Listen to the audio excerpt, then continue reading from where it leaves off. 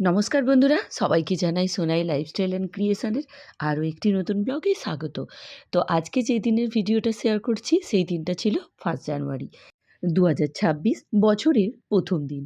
প্রত্যেকের বাড়িতে নানান রকম রান্না করেছেন। আমারও ইচ্ছা ছিল সেই মতো অনেক রকম রান্না করব, তবে সব কিছুই কিন্তু নিরামিষ পদ। কারণ আজকে ছিল বৃহস্পতিবার, আর আমরা তো বৃহস্পতিবার নিরামিষ খাই, তাই আজকে নিরামিষ অনেক রকম পদ রান্না করেছি। আগেই দেখালাম যে আমার চাটনিটা করা হয়ে গিয়েছে, আর এই দিকে আমি পোলাও বানাবো। তার জন্য পোলাওয়ের চালটা ভালো করে একটু ঘি দিয়ে ভেজে নিয়েছি। এখন সেটাকেই তুলে দিচ্ছি রাইস কুকারে। আমি রাইস কুকারে ছাড়া এমনিও করতে পারতাম, কিন্তু সময়টা অনেকটা লেগে যাবে, তাই রাইস কুকারে দিয়ে দিচ্ছি। আর রাইস কুকারে পোলাওটা বেশ ভালোও হয়। তো এখানে দিয়ে দিলাম। এবার দিয়ে দেবো স্বাদ মতো লবণ, চিনি, দুটো গোটা কাঁচা লঙ্কা, কয়েকটা লবঙ্গ। পোলাও রান্না করার জন্য আমরা যখন এমনি গ্যাসে রান্না করি, যে কোনো প্যানে, তখনও কিন্তু আমরা যতটা চাল নিই, মানে যে পরিমাণ চাল নিই তার ডবল জল দিই। রাইস কুকারেও সেম। এখানে আমি যত কাপ চাল নিয়েছিলাম ঠিক তত কাপ জল দিলাম। তার মধ্যে থেকে আমি 2 কাপ আবার দুধ দিয়েছি। পোলাওয়ের মধ্যে দুধটা দিলে আবার টেস্টটা বেশি হয়। দুধটা খুব ঘন করে জাল দিইনি, এখানে আমি লিকুইড দুধ একটু ফুটিয়ে সেইটাই 2 কাপ দিয়েছি। তো আপনারা এখানে লিকুইড দুধের জায়গায় গুঁড়ো দুধও ইউজ করতে পারেন। তো এখন আমার এখানে সব কিছু হয়ে গিয়েছে। আর ওইদিকে একটু কাজু কিশমিশও ঘিয়ের মধ্যে ভালো করে ভেজে নিয়েছিলাম, সেটাও দিয়ে দিলাম। সব কিছু ভালো করে দিয়ে এখন চাপা দিয়ে দেব। এটা রেডি হতে বেশিক্ষণ সময় লাগবে না, মিনিট 20-র মধ্যে এটা রেডি হয়ে যাবে। তো এটা হোক। অন্যদিকে আমি একটু মটর কড়াই পেস্ট করে নিই, কারণ ওইটার আবার কড়াইশুঁটি কচুরি বানাবো। এখন নিরামিষ পনিরের তরকারিটা বসিয়ে দেব। তার জন্য পনিরগুলোকে একটু বড় সাইজের কিউব কিউব করে কেটে নিয়েছি। আর প্রথমে কড়াইয়ের মধ্যে একটু কাসুরি মেথি দিয়ে সেটাকে আগে ড্রাই রোস্ট করে রেখে দিলাম। তো এখন সাদা তেল দিয়ে তার উপর পনিরগুলোকে ভালো করে ভেজে নেব। আর ওই জায়গাটাতে একটু জল দিয়ে রেখে দেব। পনিরগুলো ভেজে জলের মধ্যে দেব, যাতে পনিরগুলো নরম থাকে। আজকে পোলাও পনিরের সাথে সাথে পায়েসও বানিয়েছি। পায়েসটা প্রথমে বানিয়ে সেটাকে রেখে দিয়েছি।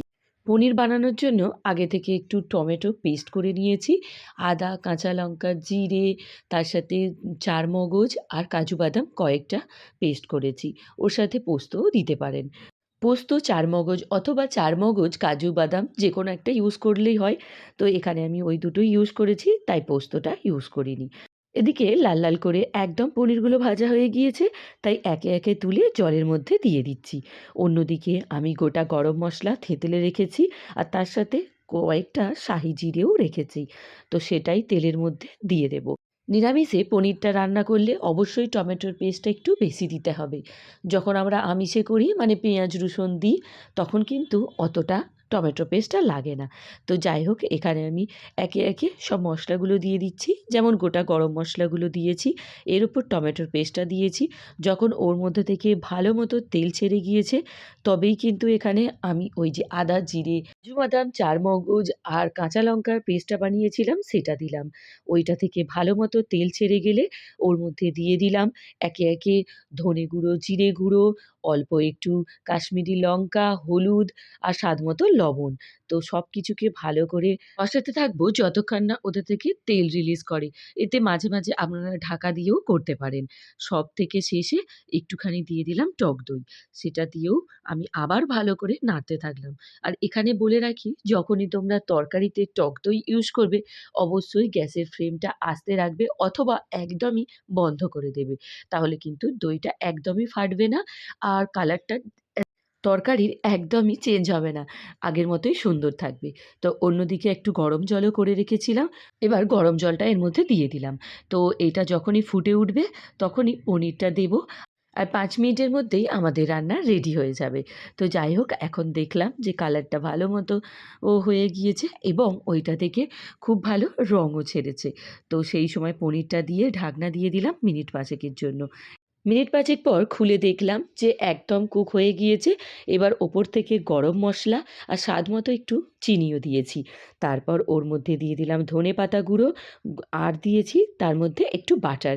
আর হ্যাঁ, কাসুরি মেথি যেটা গুঁড়ো করে রেখেছিলাম সেটা কিন্তু আমি মশলা কষানোর সময় দিয়ে দিয়েছিলাম। সেটা আপনাদেরকে বলতে ভুলে গিয়েছি। তো এখানে আরও বেশ কয়েকটা আমি পনির বড়, বড় সাইজের কেটে রেখেছি। ঠিক ১ আঙুলের মতো। এগুলোকে দিয়ে আজকে পনিরের পকোড়া বানাবো। পনির পকোড়ার জন্য এখন আমি ম্যারিনেশনটা করে নিচ্ছি। তার জন্য একটা জায়গায় কর্নফ্লাওয়ার আর অল্প একটু বেসন হালকা ভেজে নিয়েছি, ওই তেল ছাড়াই। তবে সেটাকে এবারে এখানে আমি ভালো করে মাখিয়ে নিচ্ছি। এর মধ্যে ধনে গুঁড়ো, জিরে গুঁড়ো, অল্প সাদা তেল আর দিয়ে দিয়েছি টমেটো সস, সয়া সস। সেই সবকিছু দিয়ে এবারে আমি এই যে পনিরগুলোকে ম্যারিনেট করে নেব। ম্যারিনেশন করতে, করতে এদিকে চলে এলাম। দেখলাম যে আমার পোলাওটা কতদূর হয়েছে। তো এখানে এসে দেখি পোলাওটা একদম রেডি।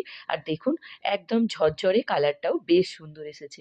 তো পোলাওটা মাখিয়ে রাখতে হয় আগে থেকে। তার জন্যই এত সুন্দর কিন্তু কালারটা আসে। উপর থেকে একটু ঘি দিয়ে এর মধ্যে রেখে দিলাম, কারণ পরে গরম, গরম খাবো। তো এদিকে দেখাই যে ম্যারিনেশন করে রেখেছিলাম পনিরটা, সেটাই এখন আমি আ কর্নফ্লাওয়ারের মধ্যে আগে ডুবিয়ে তারপরে ওই উম বেড কামের মধ্যে একে, একে কোট করে নিচ্ছি। এখানে আমি ডবল কোট করছি। ১ম এ কর্নফ্লাওয়ারে ডুবিয়ে তারপরে আমি বেড কামে দিয়েছি। আবার কর্নফ্লাওয়ারে ডুবিয়ে তারপর বেড কামে দিলাম। তো এবার সেগুলোকে সব ভেজে নিয়েছি। এবারে এইরকম পকোড়াগুলো দেখতে হয়েছে। ফুলে পুরো একদম ফিশ ফিঙ্গার হয় সেই রকম হয়েছে। তো দেখতেও সুন্দর হয়েছে আর খেতে তো আরো সুন্দর। ওপর থেকে ক্রিসপি আর ভেতর থেকে সফট। তো এখন বাকি সবকটা ভেজে নেব। কারণ খাওয়ারও সময় হয়ে এসছে। আর এর আগে আপনাদেরকে দেখালাম যে আমি সন্ধ্যাবেলাতে কড়াইশুঁটির কচুরি বানাবো। তার জন্যও কিন্তু পুরটা এবেলায় রেডি করে রেখেছি। তো চলুন এবারে আপনাদেরকে ফাইনাল দেখাই কি, কি রান্না করেছি। এখানে বাসন্তী পোলাও করেছি, পনিরের তরকারি বানিয়েছি, পায়েস, চাটনি আর করেছি ওই যে পনির পকোড়া। আমাদের ডায়মন্ড পার্কে বড়দিন উপলক্ষে যে কার্নিভালটা চলছিল, তার জন্যই প্রত্যেকদিন সন্ধ্যার দিকেই খাবার করে নিতাম। ৮ টার মধ্যে খাবার খেয়ে ওখানে চলে যেতাম। তো সেই মতো এখন বেজে গিয়েছে ওই ৭টা থেকে ৭:৩০ টার মতো। আর সকালেই দেখিয়েছিলাম যে আমি পুরটা বানিয়ে রেখেছি। তার সাথে কষা আলুর দমও বানিয়ে রেখেছিলাম। তো এখন পুর দিয়ে কচুরিগুলো বানিয়ে নিচ্ছি।